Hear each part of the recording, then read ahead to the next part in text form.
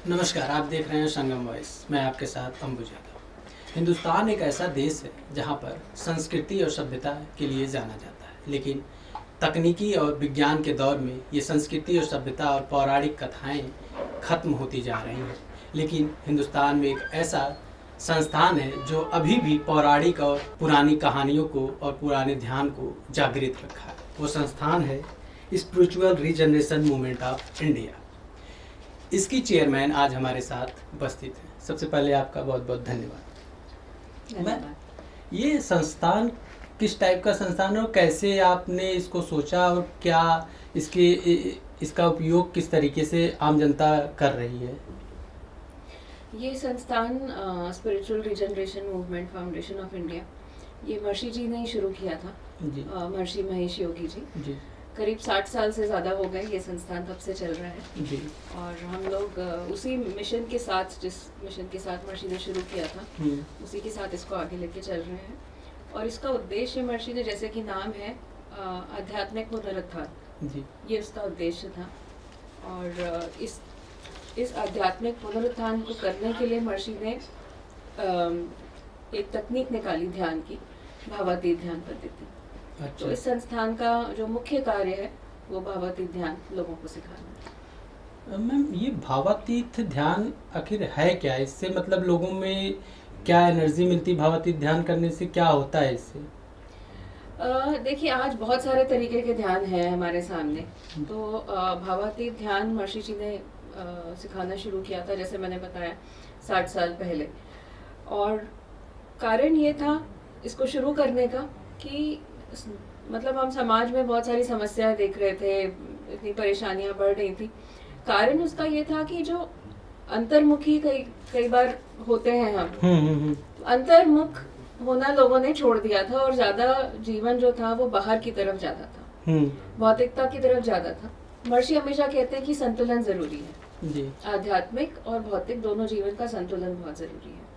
तो भावातीत ध्यान हमें क्या करता है, अंतर्मुखी करके अपने आप से जोड़ता है, जिससे हम आध्यात्मिक उन्नति तो होती है, भौतिक जगत में भी हम बहुत अच्छा कर पाते हैं। मैम, जैसे आपने कहा कि भौतिक जगत में हम कर सकते हैं, तो भौतिक जगत में मतलब ध्यान लगाने के लिए हमको क्या करने चाहिए? क्या मतलब कौन सी क्रिया डेली करनी चाहिए जिससे हम उसमें ध्यान लगा सकें और उससे हम अपनी लाइफ को इजी बना सकें? देखिए, जिस तरह से महर्षि जी ने भावातीत ध्यान सिखाया है, इसमें ध्यान लगाने का कोई काम ही नहीं है। ये बहुत ही सरल पद्धति है, बहुत इजी है, बहुत सरल और मतलब बिल्कुल सहज प्रक्रिया है। जैसे हम देखते हैं कि एक नदी है, नदी बह रही है, बहते हुए समुद्र में वो मिल जाती है। एक बार जैसे वो समुद्र में चली गई तो उसके बाद वो नदी का अस्तित्व अलग नहीं रह जाता, वो समुद्र ही बन जाती है। उसी तरह से ये भावातीत ध्यान की जो तकनीक है, उसको जब हम करते हैं तो हम देखते हैं कि बहुत सहजता से जो मन है वो अपनी सूक्ष्म स्थितियों का अनुभव करते करते अपनी ही गहराई का अनुभव करता है, और वही भावातीत चेतना का अनुभव जैसे मन को होता है, हम देखते हैं कि मन वो शांत और बहुत विस्तृत हो जाता है। मैम, जैसे ये भावातीत ध्यान में हम करते क्या हैं, आप सिखाती क्या हैं लोगों को? उसमें किस तरीके का ध्यान है ये देखिए, 5 दिन का कोर्स रहता है इसका, भावातीत ध्यान का। करीब 1.5 से 2 घंटे का समय हर दिन लगता है। और इस कोर्स को करने के बाद बहुत सारे केंद्र हैं, दुनिया भर में केंद्र हैं, भारत में भी बहुत जगह केंद्र हैं। तो एक बार ये कोर्स करते हैं, उसके बाद लोग खुद ही इसको अपने घर में रोज कर सकते हैं।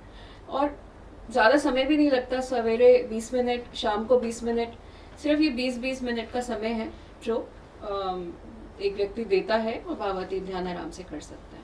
अब आपने पूछा कि इसमें करते क्या है, कैसे जी। करते हैं जी।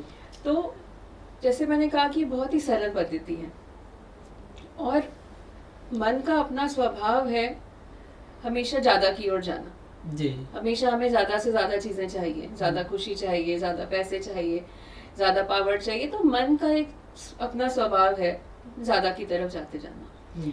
लेकिन हम देखते हैं कि मन को वो इतना सब कुछ होने के बाद भी, हमारे भौतिक जगत में आसपास इतनी सब कुछ होने के बाद भी मन को संतुष्टि नहीं मिल पाती जी। उसका कारण ये है कि जो संतुष्टि मन ढूंढ रहा है वो इस लेवल पर है ही नहीं। उसके लिए हमें अंतर्मुखी होना बहुत जरूरी है, और भावातीत ध्यान यही काम करता है कि हमें अपने आप से, अपनी चेतना से जोड़ पाता है। मैम, जैसे आज के समय में इतना टेक्नोलॉजी और विज्ञान बढ़ रहा है, जिसके माध्यम से हम देखते हैं कि हमारा पुरातत्व से शिक्षा जो है वो धीरे धीरे दबता जा रहा है। आप ध्यान की बात कर रहे हैं, वो धीरे धीरे खत्म होता जा रहा है कहीं ना कहीं।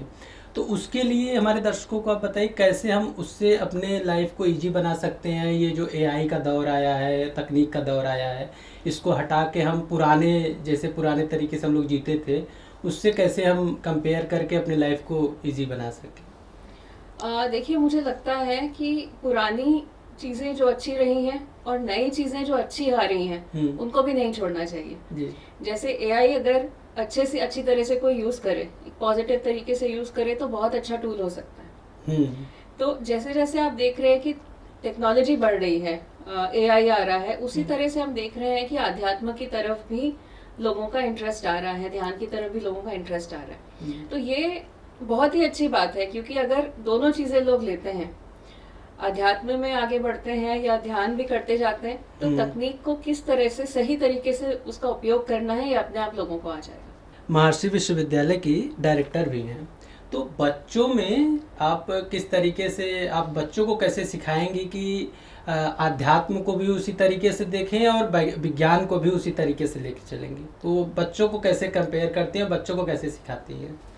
देखिए, बच्चे आजकल हमारा जो ये महर्षि यूनिवर्सिटी है, नोएडा या लखनऊ कैंपस, दोनों ही जगह, या फिर अयोध्या में एक महर्षि महेश योगी रामायण विश्वविद्यालय है, सभी जगह के बच्चे, फैकल्टी, सभी लोग भावातीत ध्यान का अभ्यास करते हैं सुबह और शाम 2 बार। तो बच्चे एक बार जब करने लगते हैं और जब उन्हें इसमें अपना फायदा दिखता है जी। तो वो खुशी खुशी करते हैं। लेकिन ये बात जरूर है कि बच्चों को एक बार समझने वाली बात है, क्योंकि मतलब वो बहुत स्मार्ट है, वो देखते हैं कि अच्छा हमें इससे क्या मिल रहा है। तो जब हम देख रहे हैं कि ध्यान करने से उनका तनाव कम हो रहा है, नींद अच्छी आ रही है, उनको कंफ्यूजन कम है, सोचने समझने में मतलब कंफ्यूजन बहुत होता है इस यंग एज में बच्चों को कि आगे क्या करना है, क्या पढ़ना है, करियर में क्या चीज लेके आनी है। तो जब देखते हैं कि उनकी जो सोचने की, समझने की जो शक्ति और क्लियर हो रही है, कंफ्यूजन खत्म हो रहा है, इस तरह के फायदे उनको बहुत सारे दिखते हैं, तो बच्चे अपने आप इस चीज को अडॉप्ट करते हैं। और दूसरी बात यह है कि भावातीत ध्यान पूरी तरह से वैज्ञानिक है। अच्छा। इस पे बहुत सारे वैज्ञानिक शोध भी हुए हैं, करीब 700 से ज्यादा वैज्ञानिक शोध हो चुके हैं और दुनिया भर की बड़ी बड़ी यूनिवर्सिटीज में। तो ये बच्चों को समझाना बहुत आसान है ना, क्योंकि उनको मतलब बच्चों को या किसी को भी वो पीछे हट जाते हैं ये सोच के कि अच्छा ध्यान पता नहीं क्या है ना, पता नहीं क्या हमसे कराएंगे। जी। और मतलब एक वो कहते हैं ना, एक बहुत ज्यादा मिस्टिसिज्म समझने लगते हैं ध्यान को लोग, जबकि भावातीत ध्यान ऐसा बिल्कुल भी नहीं है। और यही रीजन है कि बच्चे या कोई भी इसे बहुत आसानी से अडॉप्ट कर सकते हैं। मैम, जैसे कि आज का दौर मोबाइल का दौर है और बच्चे मोबाइल पे देख के कोई भी चीज़ करना या पाने के लिए जल्दीबाजी चाहते हैं कि हमको मतलब वो चीज़ें तुरंत मिल जाएं, या हम कोई चीज़ अगर कोई लक्ष्य सोचे हैं तो उस लक्ष्य को जल्दी से पा लें। तो ऐसे में ऐसे बच्चों को किस तरीके का चैलेंज फेस करना पड़ता है? ऐसे बच्चों को भावातीत में या ध्यान लगाने में, ऐसे बच्चों के लिए क्या आपने कोई योजना है, या फिर वो लोग आसानी से इस भावातीत या ध्यान में सम्मिलित हो जाते हैं? हाँ, नहीं, देखिए, ये बात सही है कि आजकल मतलब हम देख रहे हैं बच्चों में या बड़ों में, किसी में भी पेशेंस कम होती जा रही है। लेकिन भावातीत ध्यान की प्रक्रिया बिल्कुल ही अलग है। उसमें क्योंकि हमें मन को एकाग्र नहीं करना है, किसी तरह का चिंतन नहीं करना है, कोई चिंतन या मनन की प्रक्रिया से भी बिल्कुल अलग है। तो जब प्रक्रिया इतनी आसान है, इतनी सहज है, तो और हमारे मन के स्वभाव के अनुरूप है, तो इसीलिए उसे करना भी आसान हो जाता है। तो कोई भी व्यक्ति उसको आसानी से कर सकता है। हम यहाँ बड़े बच्चों की बात कर रहे हैं, बल्कि 10 साल से बड़े बच्चे इसको आसानी से कर सकते हैं। तो आप सोच सकते हैं कि कितनी सरल प्रक्रिया होगी। मैम, जैसे आपने शुरू में नाम लिया महर्षि महेश योगी जी का, तो ये आप जो ये ध्यान और अध्यात्म की बात है, ये आपको विरासत में मिली या आपकी इसमें इच्छा थी, आप इस पे ज़्यादा रुचि करती थी इसलिए इसमें आई है? हाँ, देखिए, दोनों ही चीज़ें हैं। हमारे घर में सब लोग ध्यान कर रहे थे काफ़ी समय तो मैंने भी काफ़ी समय पहले शुरू हो गया, क्योंकि घर में सब कर रहे थे तो हाँ। हम बच्चे भी करने लग गए। जी लेकिन इसमें रुचि भी रही, और इसीलिए मतलब इतने सालों बाद 30-35 साल भी आज भी मैं मतलब ध्यान कर रही हूँ और सिखा रही हूँ। तो दोनों ही चीज़ें रही हैं। और रुचि इसलिए बनी क्योंकि जैसे आपने कहा कि मतलब बच्चों को कैसे आप समझाते हैं, तो जी। जिस तरह से मैंने समझा इसको, वही जी। चीज़ मैं कहूँगी कि इतना सरल है, इतना स्वाभाविक है और इतना प्रासंगिक है आज भी। महर्षि जी ने 60 साल पहले सिखाना शुरू किया, लेकिन आज भी इतना ज़्यादा रेलेवेंट है ये हम सब, मतलब सबके लिए। और यही रीज़न है कि फिर विरासत में मिलने के बाद भी इसको मैं मतलब अभी कर रही हूँ मैम, इसी फील्ड में। महर्षि जी से आपने ऐसी कौन सी बात सीखी जो हमारे दर्शकों या लोगों को बताना चाहेंगी कि उससे लाइफ ज़्यादा इजी हो जाता है और लाइफ जीने में आसानी होती है? ऐसी कोई बात है जो आपने सीखा हो उनके जीवन काल से? महर्षि जी की तो वैसे बहुत सारी बातें हैं जिनसे आप सीख ले सकते हैं या कर मतलब एक चीज़ अडॉप्ट कर सकते हैं। भावातीत ध्यान तो सबसे बड़ी देन उनकी है ही, जिसको मतलब सीख करके जीवन काफ़ी सरल और काफ़ी मतलब कंप्लीट सा हो जाता है। और ये चीज़ है कि महर्षि जी हमेशा एक अलग दृष्टिकोण से किसी चीज़ को देखते थे। जैसे हमने बहुत बार ऐसे सुना है हमेशा से कि मतलब लाइफ इज सफरिंग, ऐसे सुना है, लाइफ इज अ स्ट्रगल, है ना, कि जीवन जो है वो मतलब बहुत संघर्षपूर्ण है। जी जी मैम। तो महर्षि जी हमेशा ये समझाते थे कि जीवन संघर्ष नहीं है, वो संघर्ष तब बन जाता है जब आप जो करना चाह रहे हैं जीवन में वो उसको पूरा नहीं कर पा रहे। जैसे ये भी हमने सुना है कि आप मतलब बहुत ज्यादा इच्छाएं होंगी अगर आपकी, तो आप परेशान ही रहेंगे। जी जी। महर्षि जी ने ये समझाया है कि परेशानी तब होती है जब अपनी इच्छाओं को पूरी करने की क्षमता आप में नहीं है। तो उन्होंने हमेशा ये कहा है कि अगर आपके अंदर पोटेंशियल है तो आपको और बल्कि प्रोग्रेस करना चाहिए। तो जो आपके एम्बिशन है वो आपको रोकते नहीं है बल्कि आगे बढ़ाते हैं, क्योंकि जहाँ रुकावट आ जाती है वहाँ पे फिर तनाव आने लगता है। तो क्योंकि तनाव मतलब रुकावट जो है वो मतलब जीवन के लिए नेचुरल नहीं है, तो जहाँ रुकावट आ गई वहाँ तनाव आने लगता है। तो उन्होंने ये समझाया है कि इच्छाएं आपको पीछे नहीं खींच रही हैं। अगर आप अपनी इच्छाओं को पूरी करने की क्षमता नहीं रख रहे हैं तो आप परेशान हो रहे हैं। तो भावातीत ध्यान से हम क्या कर सकते हैं, मतलब हमारा पोटेंशियल, सोचने समझने की शक्ति, एनर्जी लेवल इतना ज़्यादा बढ़ जाता है कि वही काम हम स्ट्रेस फ्री होकर आराम से कर सकते हैं। ह्यूमन वैल्यू को कैसे हम बचा सकते हैं, जबकि आजकल के ज़माने में देखते हैं कि ह्यूमन वैल्यू मतलब लोगों के अंदर इंसानियत थोड़ा सा दबती जा रही है, नहीं है इंसान, लोग अपना फ़ायदा पूछते हैं, फ़ायदा सोच के हर काम करते हैं। तो इस ज़माने में ह्यूमन वैल्यू को बचाने के लिए इस ध्यान में कुछ ऐसी चीज़ें हैं कि कुछ कर सकते हैं, या हम कुछ हमारे दर्शकों को बताइए आप कि क्या करें जिससे हम ह्यूमन वैल्यू हमारे अंदर जिंदा रहे। हाँ बिल्कुल ऐसे होता है कि और इसका मेन जो रीज़न है वो है स्ट्रेस। हाँ। तनाव की वजह से कई बार हम सही सोच नहीं पाते, सही डिसीजन नहीं ले पाते। जी जी जी। और वहीं पे भी हम हमारी सोच जो है वो संकुचित सी हो जाती है। हाँ। तनाव के कारण जी मैम। तो तनाव जो है, हम आज तनाव को सोचते हैं कि अच्छा बीमारियां होती हैं, रिलैक्स नहीं होता है मन, लेकिन तनाव जो है वो बहुत बड़ा बैरियर है बहुत सारी चीज़ों के लिए। जैसे आपने ह्यूमन वैल्यूज कहा, ये भी तनाव एक बहुत बड़ा रीज़न है कि हम इन चीज़ों पे भी कॉम्प्रोमाइज़ करने लगते हैं। क्यों? क्योंकि सोचने समझने की शक्ति क्लियर नहीं है,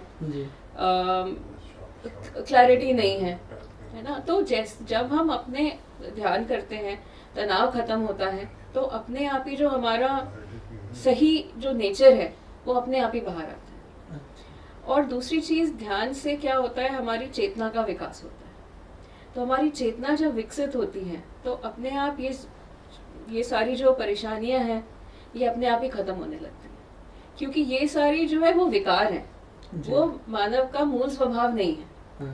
तो जैसे चेतना में विकास होता है, ये विकार अपने आप खत्म होने लगते हैं। जैसे आज के ज़माने में बहुत सारे तरीके के योग आ गए हैं, योग और ध्यान में और ये भावातीत ध्यान में आप अंतर क्या समझती हैं कि योग क्या है और भावातीत ध्यान क्या है? और वैसे भी ध्यान बहुत सारे तरीके से लोग ध्यान लगाते हैं, तो इन तीनों में कौन सा बेहतर होगा लोगों के लिए, और मतलब उससे किससे हमको ज़्यादा अच्छा से हमारी अच्छाई और लाइफ इजी होगा? योग आजकल जो लोग ज्यादातर करते हैं वो योग आसन करते हैं। जी। योग अपने आप में बहुत बड़ा क्षेत्र है। जैसे पातंजलि योग सूत्र एक हाँ। मतलब सभी जानते हैं उसको। हम्म। उसमें केवल आसन ही नहीं है, आसन तो उसका एक छोटा सा हिस्सा है, योगासन। जी जी। तो हम एक योगासन आज सभी कर रहे हैं, सभी जानते हैं। हाँ। ये बहुत अच्छी बात है जी। लेकिन योग इससे कहीं ज्यादा है। अच्छा। योग हो गया एक तरह से जुड़ा, यूनियन, योग करना जिसको हम कहते हैं, मतलब योग का जो शाब्दिक अर्थ हुआ, हाँ। वो हुआ जोड़ना, है ना। तो योग हमें क्या कर रहा है, हमें अपने आप से जोड़ रहा है। भावातीत ध्यान भी एक तरह से योग ही है। कि भावातीत ध्यान क्या कर रहा है, जब हम चेतना के सूक्ष्म स्तरों का अनुभव करते हैं, अपनी ही चेतना का अनुभव कर पाते हैं और हमें अपने आप से भावातीत ध्यान जोड़ पाते हैं। तो योग भावातीत ध्यान एक ही है। अच्छा, दोनों एक है? एक ही है, एक ही हम कहेंगे। अच्छा। है ना।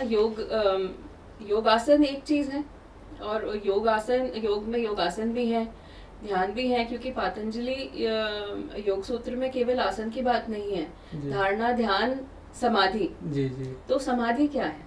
समाधि वही जो ध्यान है, जो भावातीत की चेतना है, वही समाधि। तो महर्षि जी तो बल्कि कहते हैं कि समाधि जो है वो तो ध्यान की मतलब शुरुआत है। हाँ जी। मैम, जैसे कि आजकल ये जो नई शिक्षा नीति आई है, उससे और इस ध्यान और पौराणिक जो शिक्षा है, उसमें क्या फर्क आप देखती हैं? देखिए, नई शिक्षा नीति जो आई है उसमें एक तो मानसिक स्वास्थ्य पे काफी जोर दिया गया है। ये भी उसमें डाला गया है कि हाँ,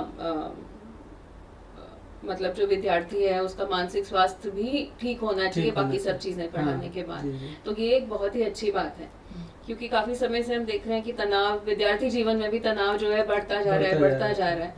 और अब जो अपॉर्चुनिटीज है वो तो कम नहीं करनी चाहिए स्टूडेंट्स की। हमें उन्हें ऐसा कुछ देना चाहिए कि जो बढ़ती हुई अपॉर्चुनिटीज हैं उससे कोप अप कर सके। तो ये बहुत एक पॉजिटिव चीज है कि मानसिक स्वास्थ्य पे ध्यान दिया जा रहा है। और उसके साथ साथ अभी आपने पौराणिक ज्ञान की भी बात करी। हाँ, तो भारतीय शिक्षा परंपरा पे भी काफी काम शुरू हुआ है, उस पे भी बहुत ज्यादा जोर दिया जा रहा है।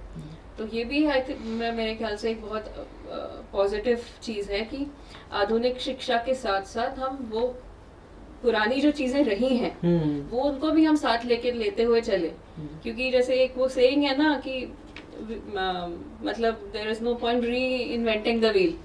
कि हो सकता है हम जो आज करने की कोशिश कर रहे हैं, हो सकता है अगर हम पुराने ग्रंथों को पढ़ें उसमें उसका कुछ रास्ता निकल आए। तो जो उस पे हम ध्यान दे रहे हैं आज भारतीय शिक्षा परंपरा पे, इंडियन नॉलेज सिस्टम्स पे, वो भी एक बहुत ही पॉजिटिव चीज़ है।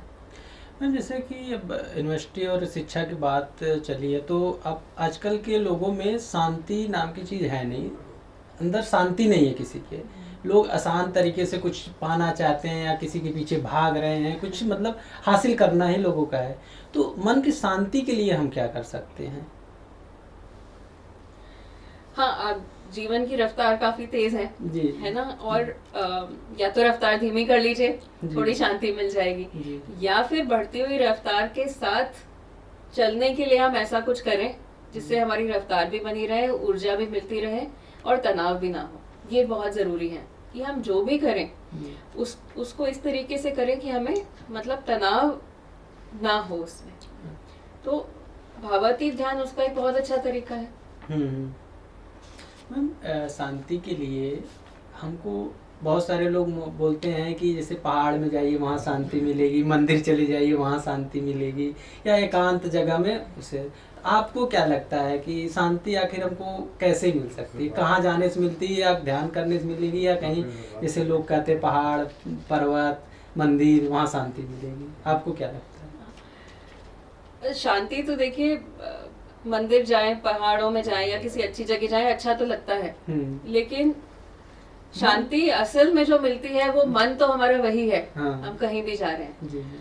हम किसी अच्छी जगह पर हैं, मंदिर में हैं या पहाड़ है या किसी से बात कर रहे हैं, हमारा मन थोड़ी देर के लिए बहल जाएगा, लेकिन मन की जो स्थायी शांति है उसके लिए वो अंदर से ही आ सकती है। अच्छा। वो जब तक बाहर डिपेंडेंट रहेगी किसी चीज पर, वो स्थायी शांति नहीं। तो मन की शांति जो है वो हमारे मतलब अंदर से ही आ सकती है। जी।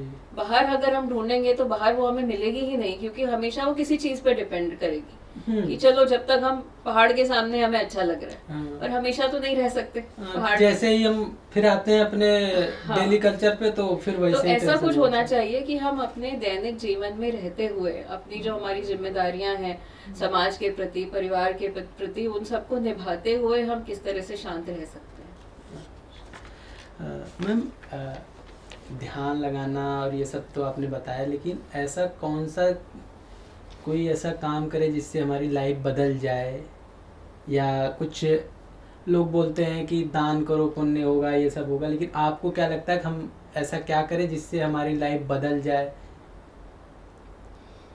जो बेहतर हो हमारी लाइफ के लिए? ये सारी अच्छी चीजें हैं, वो सब करनी चाहिए, दान भी करिए, पुण्य भी करिए, सब कुछ गलत नहीं है, सब कुछ सभी कुछ अच्छा है, लेकिन जीवन बदलने वाली जो आप चीज कह रहे हैं वो महर्षि जी ने ये जो तकनीक दी है भावातीत ध्यान की, इससे बिल्कुल हो सकता है। और जितने लोगों को मैंने सिखाया है, बहुत सारे लोगों ने वापस आके ऐसा बोला है कि हाँ मतलब ये तो सच में मतलब कुछ बहुत बड़ा चेंज उन्होंने देखा। जी। कुछ ना कुछ फायदा तो सभी को होता है, और सीखने के साथ ही जैसे मैंने बताया 4-5 दिन का कोर्स, 5 दिन का कोर्स होता है, 4-5 दिन के अंदर ही सभी लोगों को कुछ ना कुछ पॉजिटिव चेंज तो मिलता ही है। लेकिन कुछ लोगों ने आके ऐसे बोला कि हम कुछ ढूंढ नहीं रहे थे अपने जीवन में, लेकिन फिर भी इसको करने के बाद जो हमारा अनुभव रहा है वो मतलब बिल्कुल ट्रांसफॉर्मेटिव रहा है, बहुत ज्यादा मतलब बहुत डिफरेंट लग रहा है या बहुत अच्छा लग रहा है, एक सेटिस्फैक्शन लग रहा है जो मतलब हमें पता भी नहीं था कि ऐसा कुछ हो सकता है। तो ऐसा लोगों का अनुभव रहा है। आपने बताया 5 दिन या 7 दिन का ध्यान होता है, तो एक बार अगर हम 5 या 7 दिन ध्यान लगा लेते हैं तो उसके बाद भी हमको कंटिन्यू डेली करना होता है, या केवल 5-7 दिन करने के बाद ही रिलीफ मिल जाएगा? देखिए 5 दिन इसको सीखने में लगते हैं। अच्छा। और एक बार जब आप सीख लेते हैं तो रोज अपने आप से करना होता है इसको। अच्छा। है ना, क्योंकि जैसे खाना है, हाँ। एक बार खा लिया 4-5 दिन के लिए, 1 महीने भर के लिए, ऐसा नहीं होता। नहीं। है ना, वो समय समय पर हम रोज ही खाते हैं। तो उसी तरह से ध्यान है, दिन में 2 बार इसे करना होता है, 20 मिनट सुबह और 20 मिनट शाम को। मैम, जैसे कि हिंदुस्तान में बहुत सारे जगह है जहाँ पर आपने भी बताया कि बहुत सारे जगह पे आपका ये संस्थान चलता है, लोग सीखते हैं। आपको ऐसा हिंदुस्तान में कौन सा ऐसा जगह है जो आपको सबसे ज़्यादा प्रिय है कि आप वहाँ ज़्यादा जाना चाहेंगी?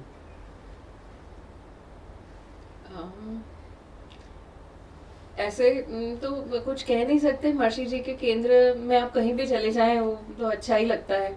बहुत सारे ऐसे केंद्र हैं। एक बैंगलोर के पास होसूर करके जगह है तमिलनाडु में, वो बहुत ही अच्छा केंद्र है। वहाँ पर विद्यालय भी है, महर्षि विद्या मंदिर स्कूल भी है, जहाँ सभी बच्चे वो भी भावातीत ध्यान करते हैं। और वहीं पे हम लोग का एक केंद्र भी है जहाँ पे लोग रुक के फिर ध्यान सीख सकते हैं। मैम, जैसे हमारे चैनल का नाम भी संगम वॉइस है और संगम प्रयागराज को कहा जाता है, तो प्रयागराज में भी हमने पता किया वहाँ पे भी आपका एक संस्थान है, एक आश्रम है।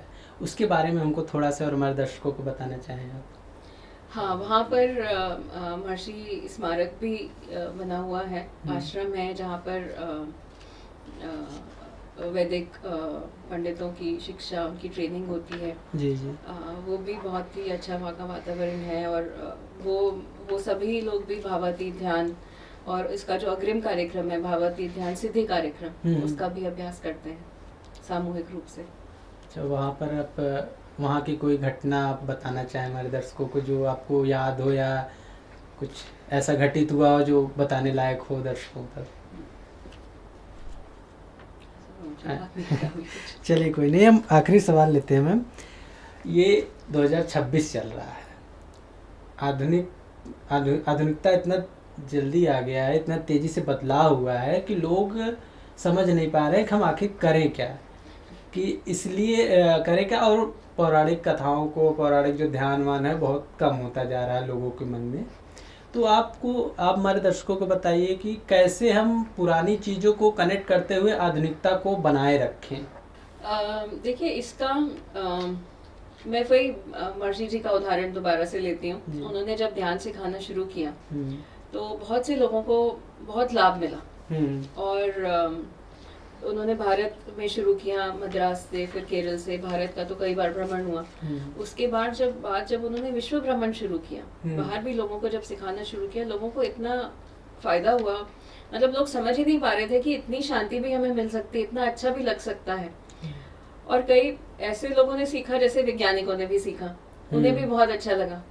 अब उनका क्योंकि वैज्ञानिक दिमाग था, उन्हें इनकी इस पे परीक्षण करना पड़ेगा कि आप सिखा रहे हैं, अच्छा तो लग रहा है, लेकिन क्या ये वैज्ञानिक तौर पे भी क्या इसको जस्टिफाई कर सकते हैं। तो उन्होंने वो वैज्ञानिक परीक्षण शुरू करे। और फिर वहीं से जो वैज्ञानिक परीक्षण, जैसे मैंने कहा कि 700 से ज्यादा वैज्ञानिक शोध इस पे हो चुके हैं और आज भी चल रहे हैं। तो जब हम देखते हैं कि कोई भी चीज अनुभव में अच्छी है, फिर विज्ञान पे भी खरी उतर रही है, और उसका हमारे जो वैदिक ग्रंथ है उसमें भी उल्लेख आता है। तो वहाँ कोई डाउट नहीं रह जाता कि ग्रंथों में भी उसके बारे में है, आज के समय पे, आज के विज्ञान पे भी वो सटीक बैठ रही है, और इतने लोगों का अपना निजी अनुभव भी है। तो वहाँ तीनों चीजें जब जुड़ जाती हैं तो हम देखते हैं कि हाँ, जो पुरानी चीजें भी हैं उनको भी लोग आराम से अडॉप्ट कर पाते हैं, उसकी तरफ जा पाते हैं। मैम जैसे ग्रंथ की बात की आपने, तो आपको कौन सा ग्रंथ सबसे ज़्यादा फेवरेट है? कौन सी किताबें आपको प्रभावित करती हैं कि और लोगों को बताना चाहें कि आपको किताबें पढ़नी चाहिए जिससे लाइफ में चेंजेस आ सके? ग्रंथ्स तो बहुत सारे हैं, कोई भी आप जहाँ पे इंटरेस्ट हो ले सकते हैं। आपको कौन सा ग्रंथ ज़्यादा प्रिय है? एक ये भगवत गीता जो है, महर्षि जी ने उसकी कमेंट्री करी है। अच्छा। वो बहुत ही अच्छी है और बहुत अलग है बाकी कमेंट्री से। अच्छा। और हम वहाँ पे देखते हैं कि मतलब किस तरह से जैसे अर्जुन के सामने बहुत बड़ी समस्या ही थी, और हम लोग छोटी छोटी समस्याओं से परेशान होते रहते हैं। तो वहाँ पे किस तरह से उनको ये समझाया गया था कि कैसे मतलब जो ऊपर का जीवन है उससे हटके अंदर की तरफ जाए, योग में स्थित हो, योग में स्थित होके फिर काम करे। योगस्थ कुरु कर्माणि उसमें आता है। तो भावातीत ध्यान भी बिल्कुल यही है, हमें अपने अंदर लेके जाता है, योग में स्थित करता है, और उसके बाद फिर हम जो भी काम करते हैं वो उसमें हमें सक्सेस मिलती है और अच्छी तरह कर पाते हैं। जी धन्यवाद दोस्तों, ये हमारे साथ थी अदिति श्रीवास्तव। तो आप भी ध्यान लगाइए और मस्त रहिए, जीवन का एंजॉय कीजिए। नमस्ते, धन्यवाद।